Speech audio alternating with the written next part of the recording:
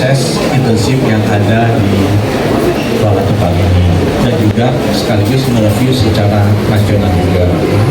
Saya melihat dalam tahun ini saja sudah ada 4 dokter spesialis yang wafat, dan saya sangat dokter intensif yang wafat, dan saya sangat merasa sedih dan berduka cita, dan seharusnya ini tidak boleh terjadi lagi.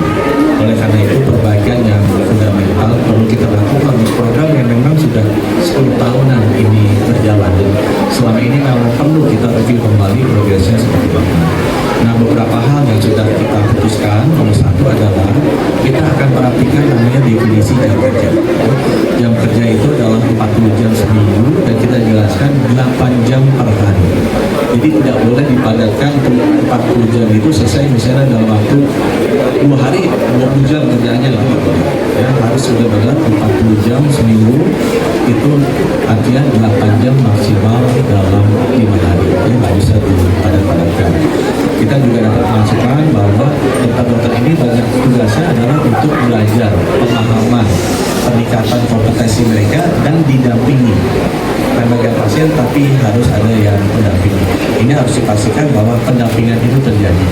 Tidak boleh mereka masuk sebagai dokter pengganti. Ya, itu juga sudah kita bahas.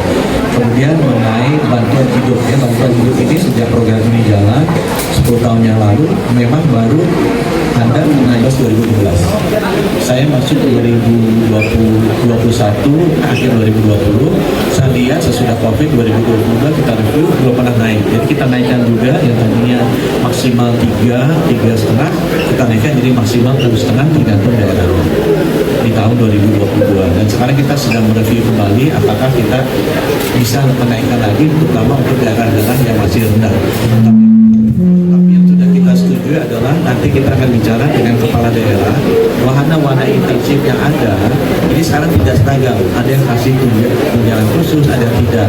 Ada yang bagi-bagi jasa layanannya, ada yang tidak. Itu nanti akan kita sadari. Semua wahana itu harus memberikan minimal tunjangan khusus dan juga jasa pelayanannya. Itu yang ketiga. Yang keempat, kita juga memastikan mengenai cuti. Cuti dari 4 hari kita sudah naikkan jadi 10 hari. Itu cuti yang biasa ya, yang normal. Tapi kalau sakit tidak ada batasan. Sakitnya 2 hari ya 2 hari dia tidak usah masuk. Sakitnya seminggu seminggu. Kalau sakitnya sebulan ya sebulan tidak usah masuk. Kalau dia hamil ya sesuai dengan aturannya. Ya. Dan tidak ada prolong atau perpanjangan. Yang penting catatan kita adalah karena intensif ini sifatnya pemantapan, harus ada jumlah kasus tertentu yang mereka penuhi agar patient safety-nya bisa tercapai. Nah, itu yang kita kejar. Kalau dalam selama 12 bulan dia sakit 1 bulan tapi jumlah kasusnya cukup, ya udah selesai dia selesai. Tapi kalau dia misalnya 12 bulan sakitnya 6 bulan sehingga jumlah kasusnya belum selesai, ya dia harus memperpanjang sisa jumlah kasusnya saja. Ya, itu yang harus kita minta juga.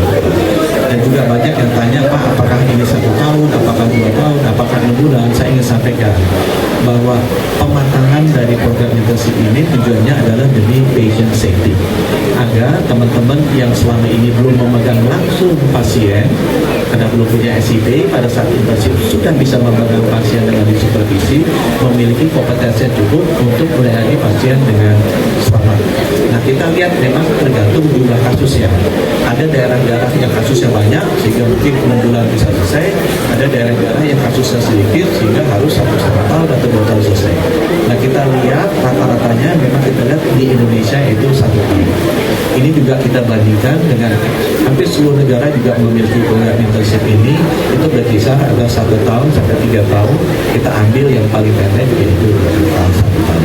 Itu yang saya bisa sampaikan ke teman-teman.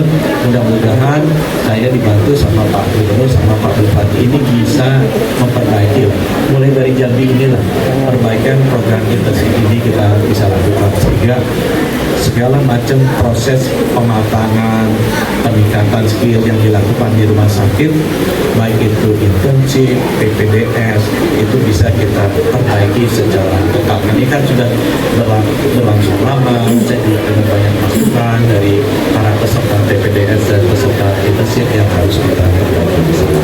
Demikian, terima kasih. Wassalamualaikum warahmatullahi wabarakatuh.